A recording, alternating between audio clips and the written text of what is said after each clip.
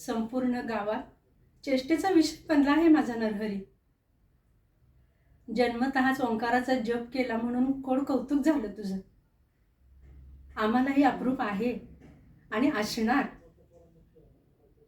पण बाळ, आज तू 8 वर्षाचा झालास. त्या ओंकार जपानंतर परत काही म्हणजे काहीच बोलला नाहीस. बाळ, तुझ्या मुखातून माते हा शब्द ऐकण्यासाठी कान आणि मन खूप तरसते आहे बाळा. आई होऊनही अपुरे अपुरे वाटते आहे. आई होऊनही अपुरे अपुरे वाटते आहे बाळा.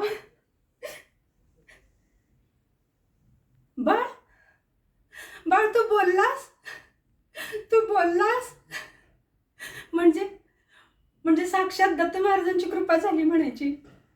मागच्या जन्मीचे भाग्य लाभले म्हणायचे. साक्षात दत्तगुरूंची माता झाल्याचे भाग्य लाभले. आता आता मी अख्ख्या जगाला ओरडून ओरडून सांगेन, तुला वाचा आहे, तुला वाचा आहे. आणि माझा पुत्र दुसरा तिसरा कोणी नसून साक्षात दत्तगुरूंचा अंश आहे.